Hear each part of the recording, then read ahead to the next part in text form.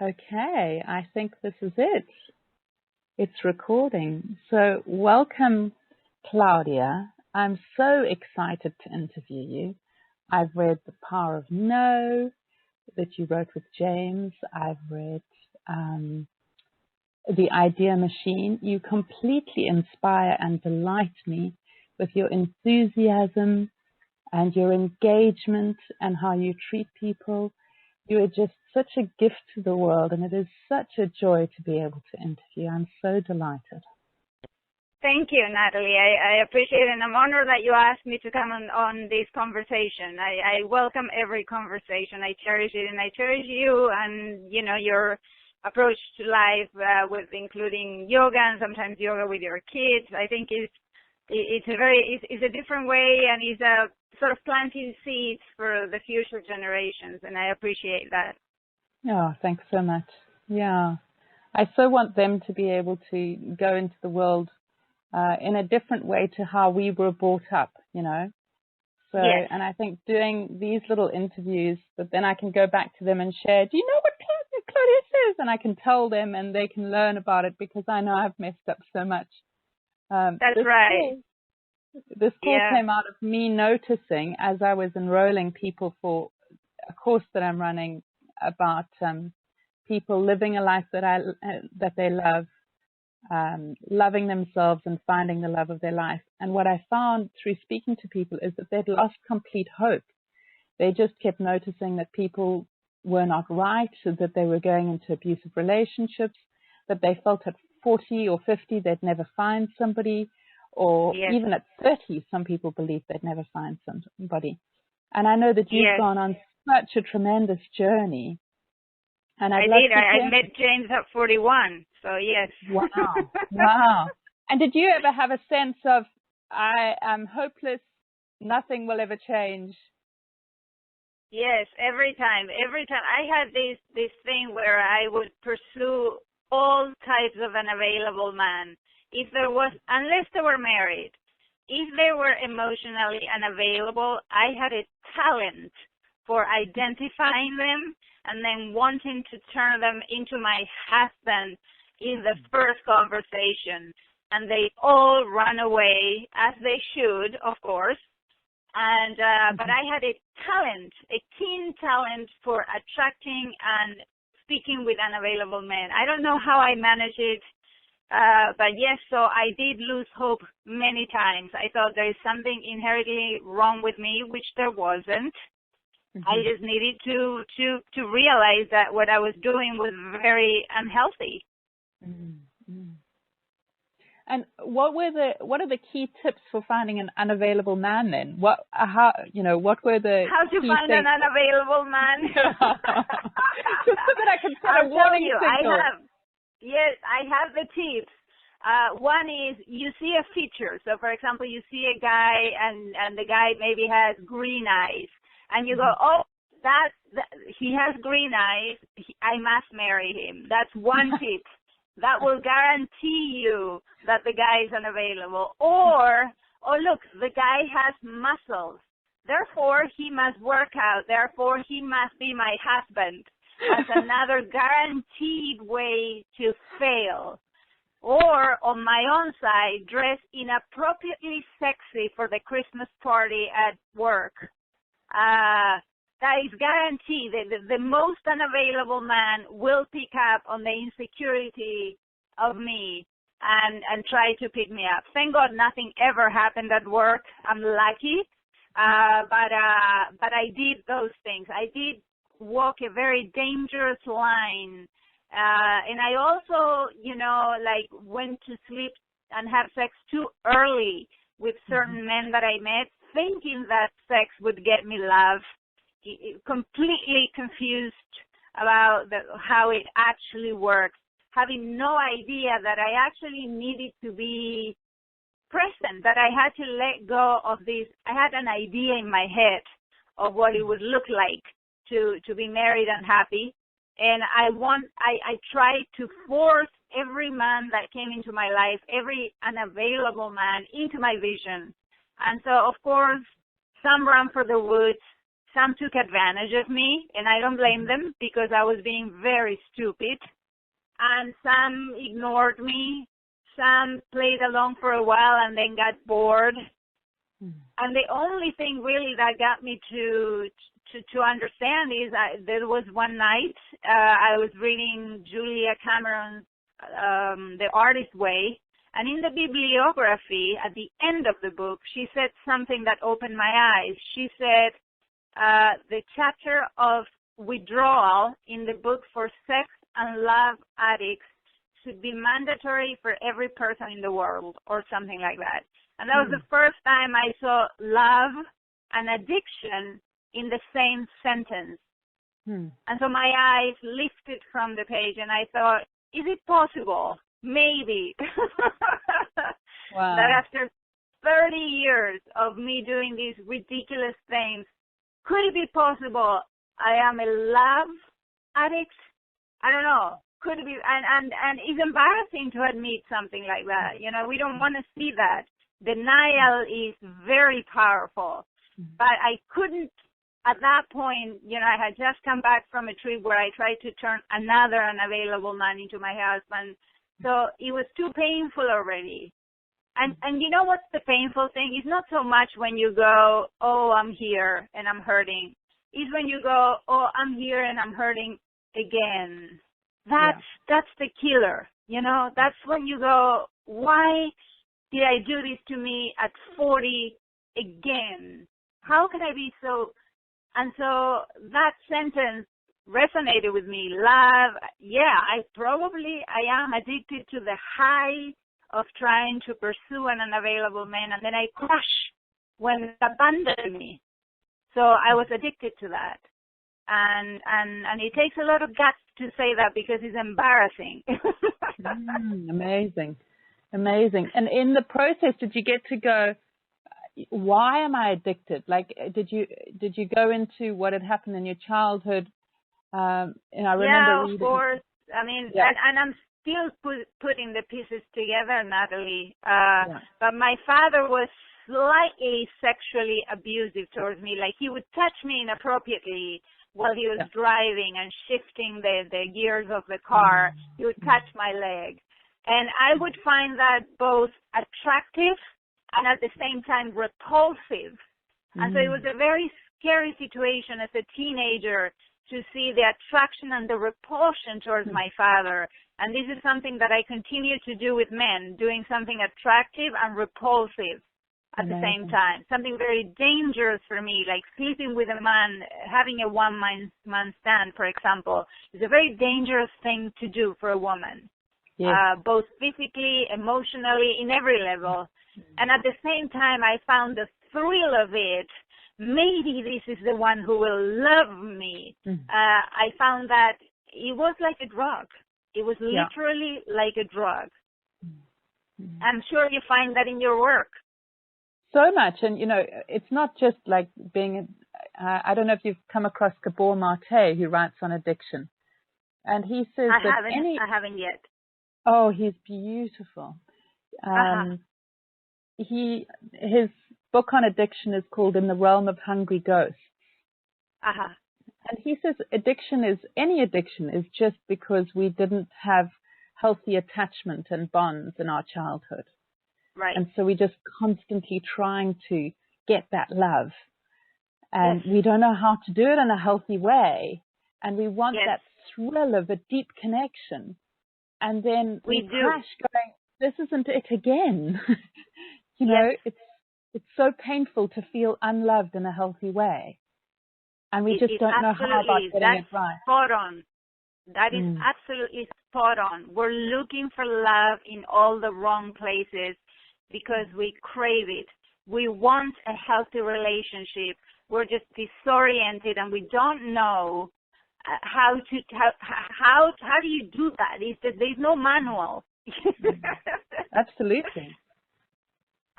So, you know, it's through conversations like this that sometimes whoever is ready to hear will hear a little piece that may connect. For me, it was that sentence, love and addiction in one sentence. And I went, oh, my God, she got me. I'm that. Whatever that means, I'm that. It just resonated. Yes, it resonated. It resonated completely. And then your next step? And my next step was even more scary. I had to find a meeting where there would be other people talking about love addiction. And that was like the most terrifying thing in the whole world for me. And there was one on 33rd Street near Penn Station. And one day it was like the hardest thing, one of the hardest things I did in my life. I mastered all of my willpower, and I got there and I sat myself down. And the first thing the moderator says is, "Hi, I am so-and-so. I'm addicted to pornography." And I'm like, oh my God, I really do not belong here. This is clearly not for me. And so we went around the circle introducing our names, and people were saying, "Hi, I'm a, love addict. I'm a fantasy addict. I am a sex addict. I am addicted to one person." And I was like, oh my God, these people are crazy. And then when it came my turn, I'm like, I'm Claudia, and I guess I am a love addict. And they all said, "Welcome, keep coming back, welcome, Claudia." And I'm like, okay, so maybe, I don't know. And then when we shared, I started hearing the stories, and I realized I'm not alone. This is not something that happens just to me. And everybody who's working in New York City belongs in these meetings. Like, I noticed the depth of the problem right then and there, how real it is, how little we talk about it, how much shame there is around it. And so I said, I'm here because I think maybe I'm a love addict. I've been pursuing unavailable men, but I am really hoping that you people will tell me, "You're good, you don't need to be there, just go home." That's what I shared. And they all said to me, "Keep coming back." And that was the moment when it finally, the wall of denial broke down.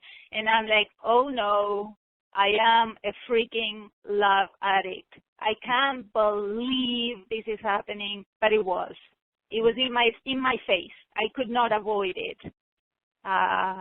It was real. And that moment, Natalie. What were the symptoms for you of the addiction? I'm sorry? What were the symptoms for you of the addiction?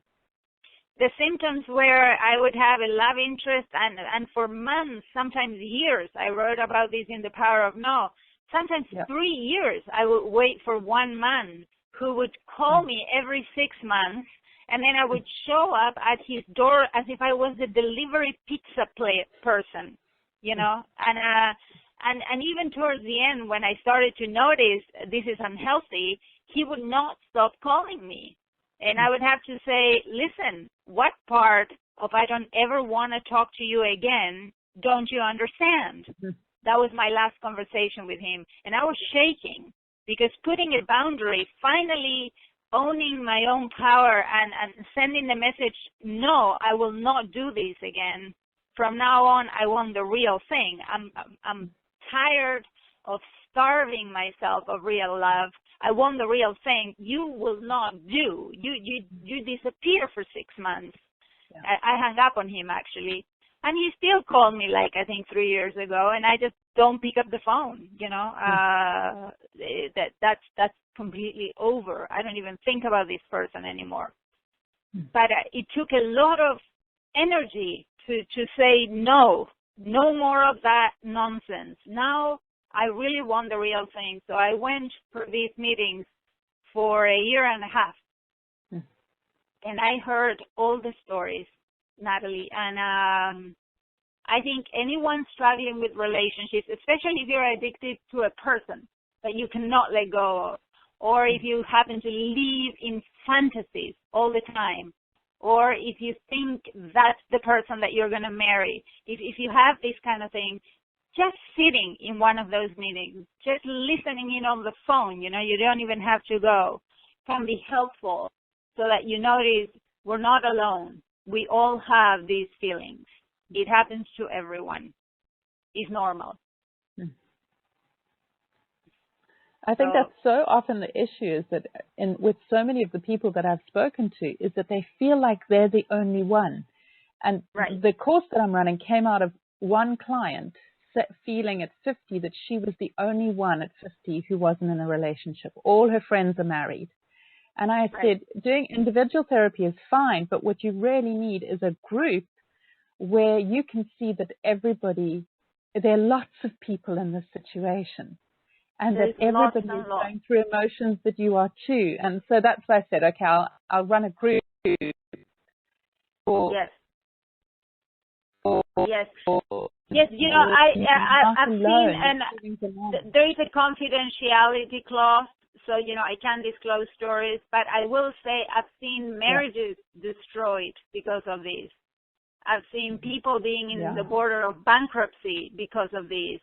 I've seen people that just could not let go of walking through one street because someone was working in that street. And so it takes control over your life. The addiction actually controls you, and your life is no longer yours. And so the spiritual component comes in, and that's why the first step is we realize we had a problem. We realize, you know, that's huge. And we realized that we couldn't solve it by ourselves. And that's enormous. If you can get to that place, that is just, I cannot even fathom how huge that is. Oh my God, I have a problem. I need help. And there's other people who might be able to help me, like Natalie, like you, in your workshops and in your consulting. You know, you're like a beacon of light that tells people you're normal. This happens to everybody. Everybody has fantasizes. I mean, in New York City, I don't even want to know how many people go to prostitutes, and I prefer to not even think about that. But I know it happens. I know it's a huge issue, and it's so closeted. No one says anything, and as long as we don't talk about it, it will just continue to happen. So that's why I love this conversation, so that we can openly talk about it, and I can, embarrassing as it is, tell you, yes, I was a disaster. I was a wreck. Yeah. You know. But you didn't have a role model that taught you how you should be treated. How did you see your dad treating your mum? You know, what was the message that he gave you on how you should be treated as a woman by the way he treated your mum? Yeah, well, my dad was an alcoholic and my mother was bipolar, so the environment was one of yelling, screaming, shaming. I thought there was something very wrong with me, and then when I was 18, my mother killed herself by jumping out of a window. So what I saw as a relationship growing up, I thought it was a disaster. I thought there's no way I'm going to marry anyone. At the age of 10, I decided I would make my own money no matter what, and I would never depend financially on a man for as long as I lived. And I kept that promise to myself to this day. There was a brief period where my now husband had to sort of like, you know, pay the whole rent of the house, and that was horrific for me. It was horrific. I was in the worst pain. And I had to learn also, on the other side, to let myself be loved and supported. But it didn't last long. Right now, I'm paying my half of the rent. I don't like it. I don't like to depend on it. Even though James is clearly much more successful than me, you know, he's been in the business world. I only had jobs. His ability to make money is huge. I can't even fathom how he makes so much money. And, you know, now I'm a co-owner in a company with him, and I'm working really hard, and I don't even have a salary. But from my books, and it's not much, you know, it's become an idea machine. I sell it in Kindle for 99 cents. So my royalties are not huge. Maybe last month I think it was $1,000. But that's half the rent. Yeah, or a third of the rent. And so I feel good. I'm paying for rice and beans. Yeah. It's interesting that there's I was just reading today in this book that's next to me that there's one thing, I was just reading through it that said that of releasing, I'm trying to think, these emotional commands that we put into our body in childhood that govern us. Like you said, it was so painful because you created this command, I will always pay for everything. And then when James offers to pay so that you can, write your books, and you're like, because you're violating that command. Yes. And this book is about releasing those commands so that you don't feel run by a 10-year-old. That you can allow yourself to just be mutual, and it's lovely to be surrender and receive and let it in and be supported and loved, because you didn't have the experience of being loved and held and supported. So it must just feel so scary to be in that situation. You have no idea. You have no idea. Living, it was a whole year that he paid for the whole rent when I went on unemployment and I lost my job.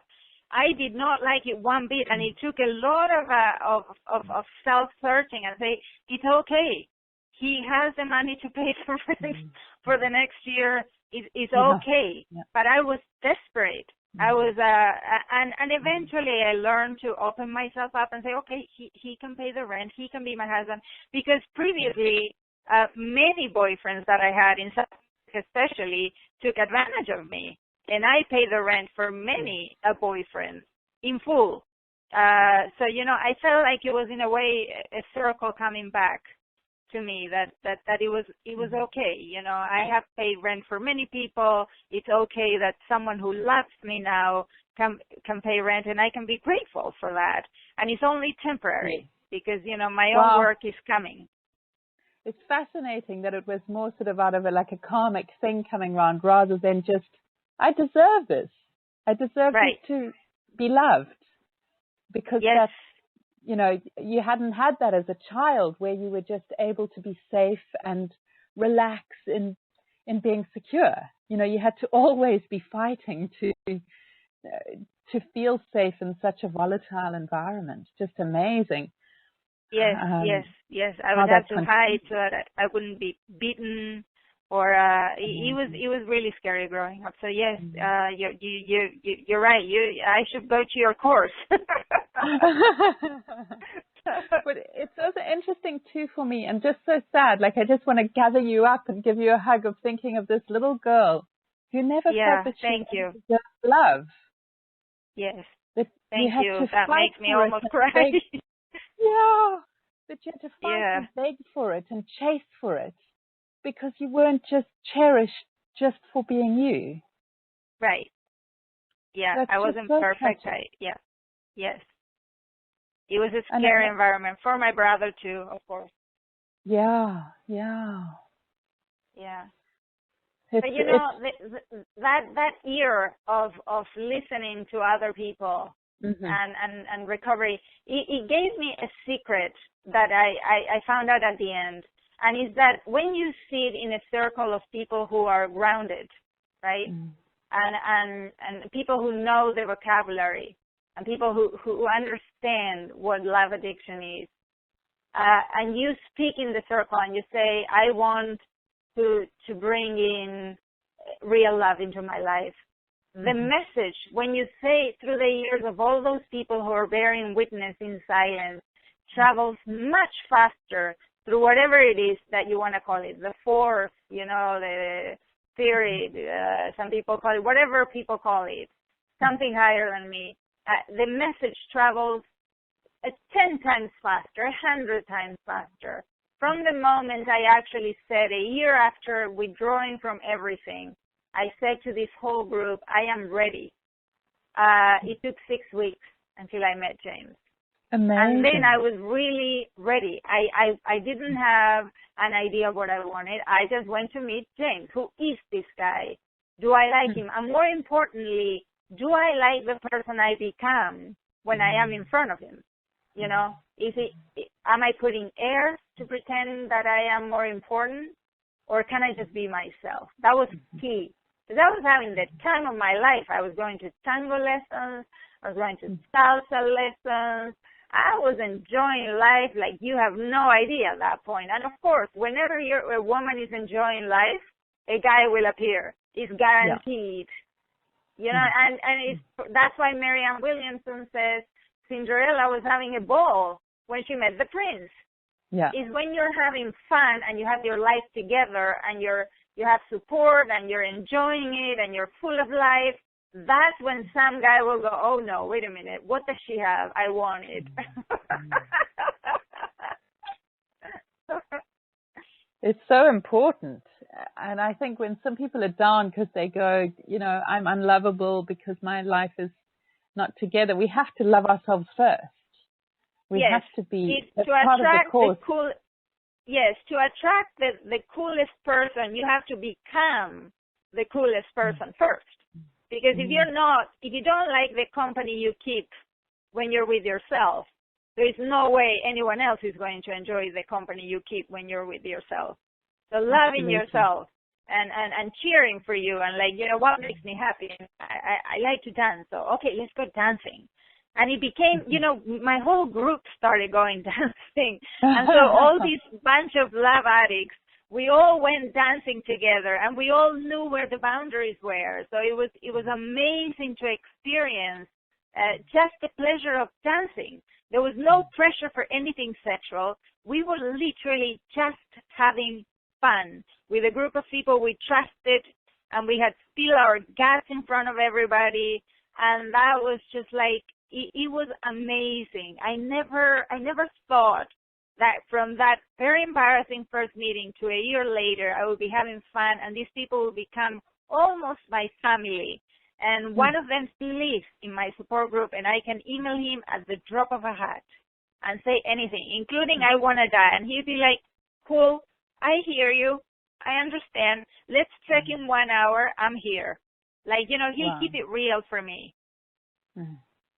And that's something we don't have in this society right now. And I think we need to have someone who will keep it real and who will be a real friend. Yeah, it's essential. I think that also people don't necessarily, because we live such different lives or distant lives, people don't know how to make and create friendships in a way that they feel supported and enlivened. Yes. I think it's so essential to have that. So also to notice that you can turn to them and say, I've met this guy. Do you think that he makes me feel alive? Because I can't really tell if it's the addiction or he's really good for me, you know? I think it's really essential to have people around who know you in your good spaces and your bad spaces, and they can go, this guy is so good for you. Yes. You know, when I was going to meet James, on the third date, he wanted to show me his apartment. That was the line. And I'm like, I don't know about this. So I actually called 3 people, and I said, look, I am doing this as a bookmark. I'm calling you now, and I'm going to call when I get out of there. I just want you to know I am not going to have sex with this person. And declaring that to a witness, it was important to me. And then at the end of the meeting, which, you know, it went well, we kissed, but nothing happened because I wanted to be friends first. I called all 3 people and I said, I didn't have sex. Thanks for listening to me. They didn't even have to pick up the phone. It was just a matter of me saying, expressing the intention very clearly and having support on both ends that someone was going to be calling me and saying, hey, what happened? What the hell did you do? Yeah. And holding that place where you're accountable so that you can't wiggle. Well, you know, he was nice and he treated me well, so I just like had to. You know? Exactly. And he did treat me well. He was incredibly nice. And I was like, you know, in New York City, it may be that on the third date people have sex. I don't know what it is now. It was back then. But that's not the case for me. I need to be a friend first. I need to know that this is real before I even go remotely near sexual thoughts. And I meant it. To me, it was, I wanted the real thing or nothing. I was done with that, you know, feeling of being, I wanted love. I was like, I'm going to nurture myself through a loving relationship. I'm done with the starvation. That's over. That's so wonderful. Can we look at what is a feeling, in the difference in the feeling between when you were a love addict and when it was real love? How does the addiction feel in comparison to real love? Yeah, that's a great question. In the addiction, you feel you have no control. The addiction runs your life.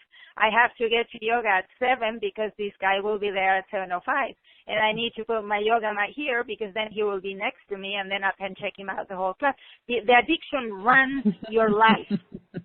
You know, that's what happened to me. As embarrassing and as stupid as it sounds, that's how I conducted myself for a year before going to this meeting. After that, I was in control. I was like, I'm not in total control. Obviously, I'm meeting another person, so, you know, I have to release control to create a relationship.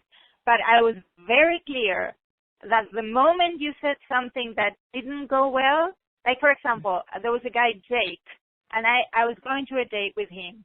The minute I'm about to leave for the date, it's the first date, I made it a, 1 hour cup of tea, that's it. And the minute I'm about to leave to have the cup of tea, he emails me and says, I don't like you. Do you like the music of the Cure? JK. And his name was Jake. His name was Jake. So I thought it was his initial. So I called him immediately and I said, what is this? And he says, oh, JK means just kidding. So he was making a joke, but the joke was on me.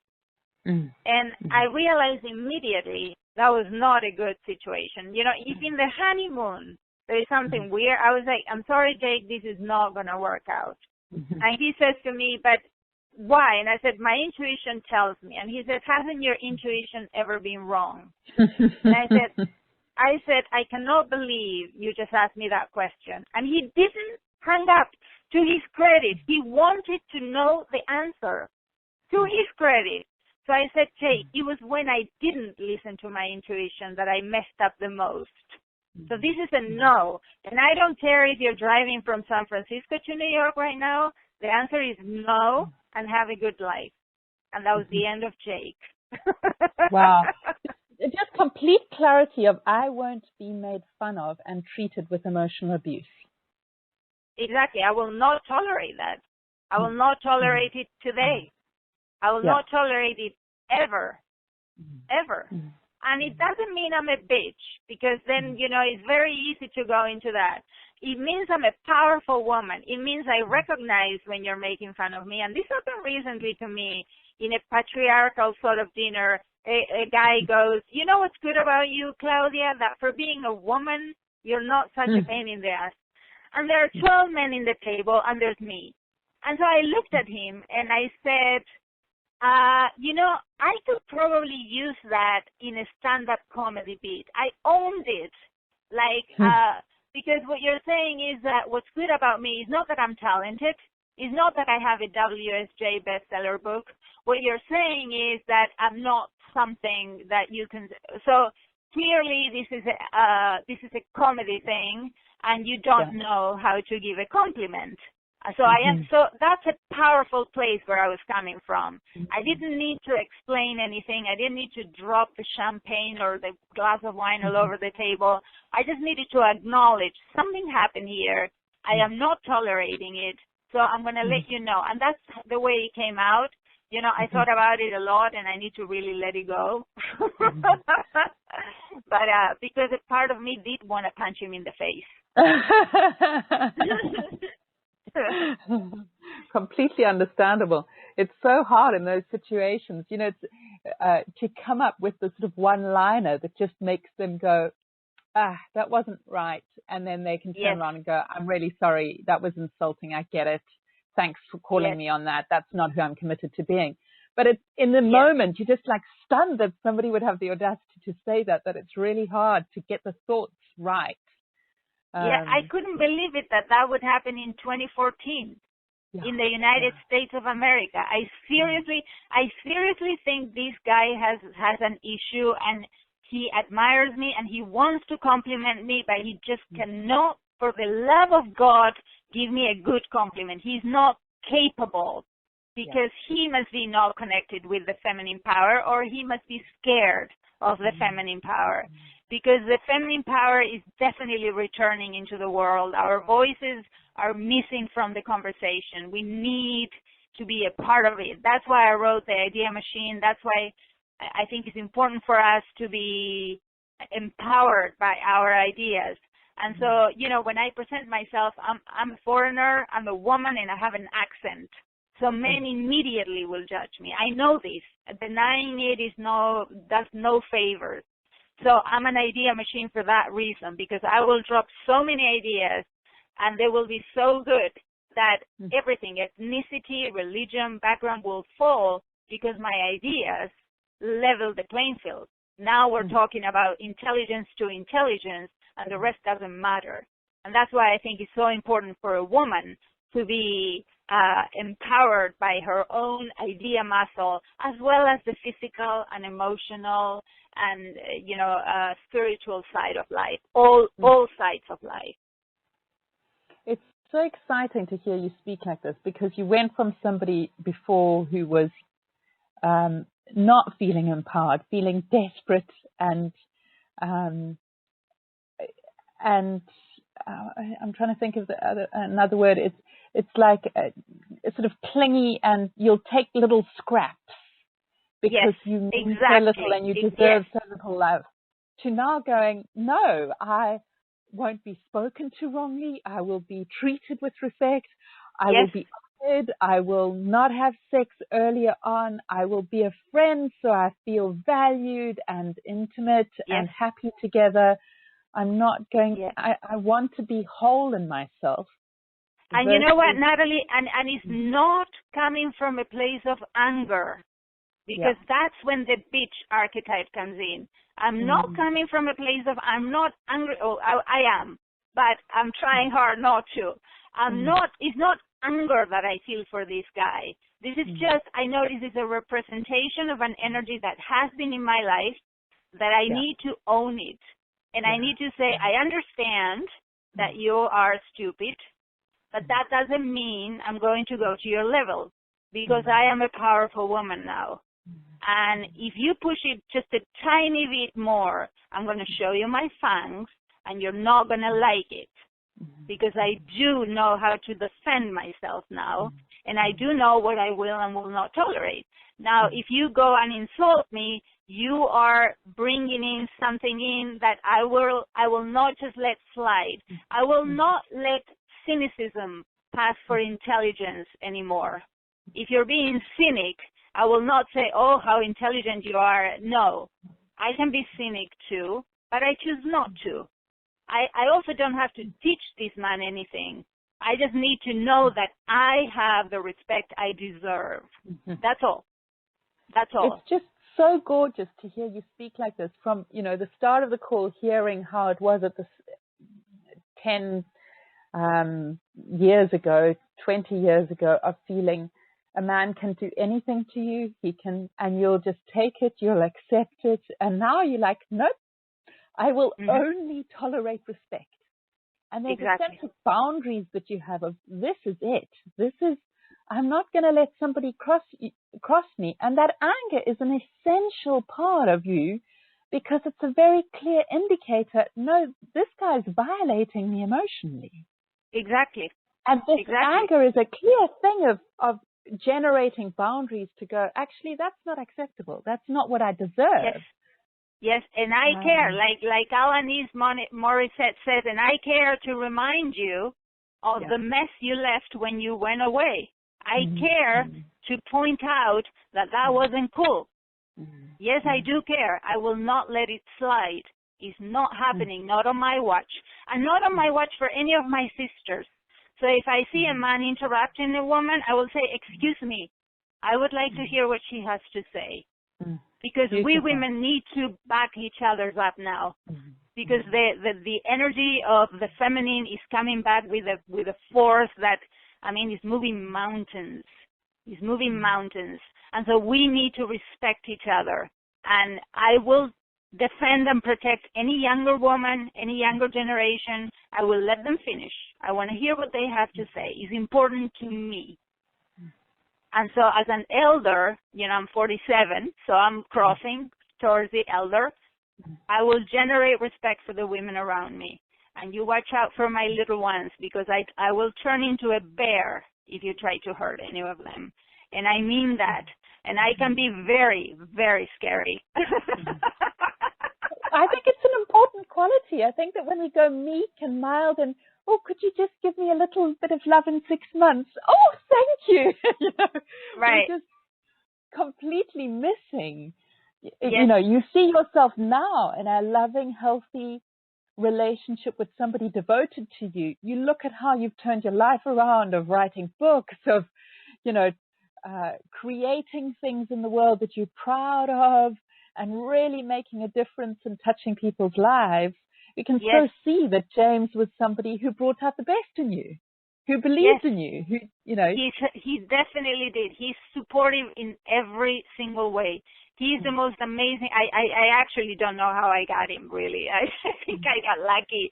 I had a collage. I wanted a Jewish man with glasses, and I got a Jewish man with glasses. How did that happen? I mean, I was open to anything, but if I had a preference, I said to the force, I would prefer a Jewish man with glasses. And there he is. So sometimes I think he says I created him. He didn't exist before. And I think that's partly joke and part maybe, who knows? I don't know, I don't know everything. So, but he's definitely supported me every step of the way. And he is one of the men that gets it, that women are important and need to join the conversation. And there's a new breed of men, a new breed that's coming in that does get it too. And these are the men I look up to and respect and have conversations with all the time. It always just makes me, my heart just melts every time I see him writing. Claudia is mostly right, so I just have to acknowledge that. When somebody, there's just and I can see that he's saying it genuinely. And there's so much, when I listen to the podcast between you, there's so much love that he has, and so much, like him saying his daily practice, he wants to make you laugh when you wake up every day so that you have a good day. And he does. Yeah, but then he says things like, I snore like a pig and I kick like a horse when I laugh. So being married to a writer is also, a challenge, writer to writer. I'm like, seriously, you did go there. You're going to get your revenge. And we have a lot of fun with that. So he's lucky to be married to a writer. Because if I was a lawyer, maybe I wouldn't like it.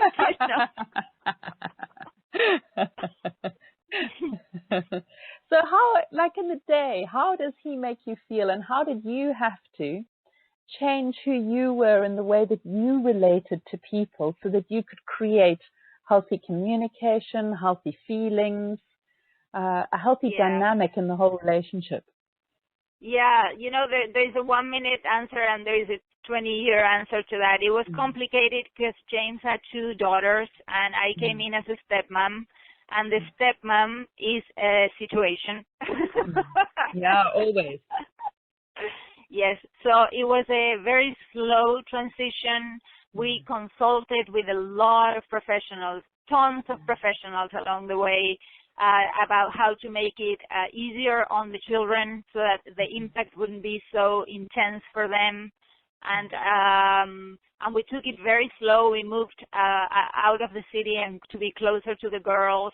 And it took me a long time to really get the motherly feeling, I have to say. The stepmother is a very misunderstood character.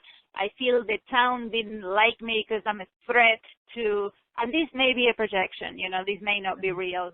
But so the transition to adapting to living with James in a family setting, coming from me being, a globetrotter, international, totally independent woman, was so far 6 years in the making. And right around now, I think we're hitting a point where the relationship is deepening, and the family is taking a new role. But it takes time. Nothing happens overnight. I think what's beautiful through it all is that your devotion to each other, of going, we'll do this and we'll get help if we're finding we're not communicating through something, if we're finding we're stuck on this or we're having an argument, we'll get help so that our relationship stays intact and we can work through whatever is there. Yeah. And, I find that therapy that's ongoing is useless. Like, that is just, a money-making scheme. But to find a therapist or someone wise that can translate, because when I get angry with him, I don't hear what he says. I only hear what I want to hear. So to have someone who's wise enough to translate, do you really hear what he's saying? And I'm like, no, and I don't want to. And then, they'll tell me, and then I'm like, oh, that's how you feel. I had no idea. Jesus, I'm so sorry. So relationships are a lot of work. For those single people out there, it's a lot of work.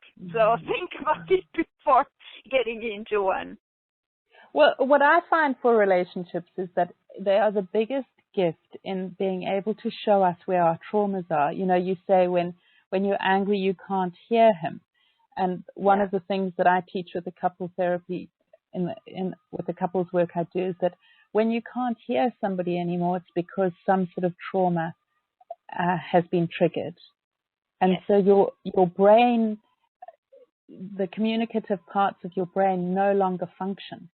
So you can't physically hear them, but through empathy and kindness, you can get to understand what has been triggered, what trauma has been triggered, and then you can heal that, and then you can fully hear them again. Yeah. Or sometimes you need to talk to Natalie or to someone who's neutral and can see the thing from outside, because it can get messy, when you're fighting, and curse words start to fly in. It's messy to hear anything. So it's very useful to have someone who's from the outside, say you, like the job you do, who's neutral and can see this and tell each side, listen, we're in deep waters here. This is not, if there is real love at the bottom of this, we're going to need to make an effort to really listen to what the other person is saying. So that's why I'm saying it's work. Absolutely, and I think that that's the issue, that where a relationship often goes down is that people don't get help, and then they get, like you say, they get into an abusive cycle where they're swearing or insulting, and they don't know how to get out of it because they don't get somebody going, oh, that was because they're triggered with this trauma, and what love they need to heal is this. So you can each come together in healing each other and loving each other so that you don't go into that abusive pattern. But it does take somebody from the outside, I know even with my kids, when we get into loggerheads, I call up my supervisor and say, tell me what's going on here. Right. Because from the inside, you blink it by anger or pain or hurt or trauma. You can't see what the thing is. You cannot. Exactly. And neutral energy is vital when you're at that point. Yes, I agree 100%.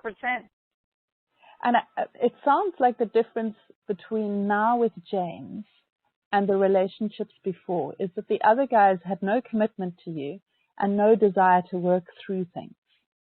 Right. Whereas with James, he's willing to go and see people. He's willing to speak to people.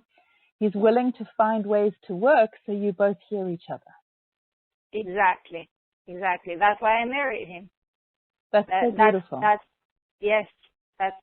We both knew that we were willing to. We knew hard times were coming, and we were willing to. We knew that we would have to work through some things, and they ended up being a lot of things. But in also getting to know a person more and more is scary, because you're revealing parts you've been trying to hide your whole life. And he's beginning to see things about me now, 5-6 years into it, and I'm like, holy no! Oh, now he knows about this too. Well, I think that what happens is that the more safe that you get, the more the little parts of us that were so deeply repressed feel safe enough to come out and go, yoo-hoo, hello, have you forgotten about me? Because the relationship has enough security to be able to look at. And sometimes when we're in that sort of love addict phase, we're so desperate that we'll share parts of us in the hope that we're going to get loved. Right. But then we get more violated because they go, oh, she's crazy or weird, because it isn't appropriate, because there isn't the commitment. Exactly. But when there's the commitment, we can reveal parts of ourselves and we can be supported and loved through it rather than shamed or violated or negated. Yeah.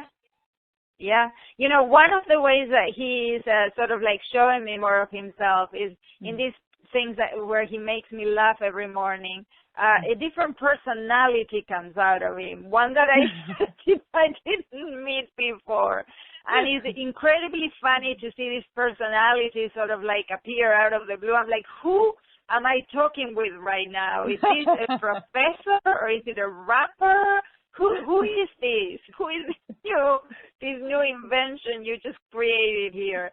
And I mean, it makes me laugh, but you know, he's also letting his guard down and just being silly, and I love that. Have you done any video recordings of him when he goes into that? He doesn't want to. He doesn't want to. I want to, but he doesn't. You know, there are things that are just kind of intimate between man and wife, and there really is a reason why.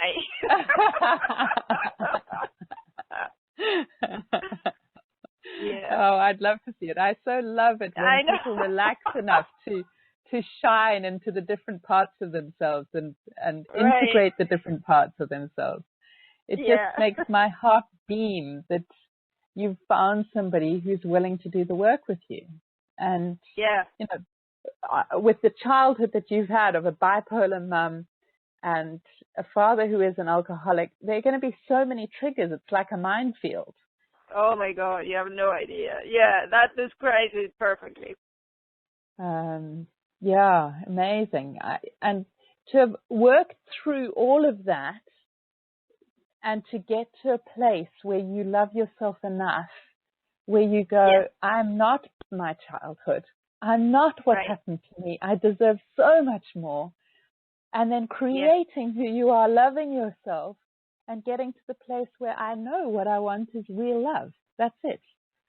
Yes, it's that simple. It's such a beautiful journey. It's such a delight to be able to hear it. And I just have so much respect for you for doing the work rather than feeling ashamed of yourself and hiding. You really faced it and moved forward.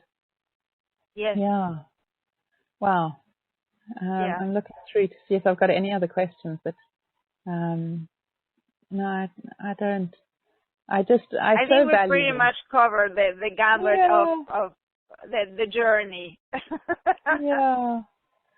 I'm so grateful. But I will say, you know, I will say one thing that for anyone who may be listening, if you heard this conversation, there was a lot that goes back. You know, Natalie has a lot of experience on this. I have a very shameful experience that transformed into an experience of empowerment.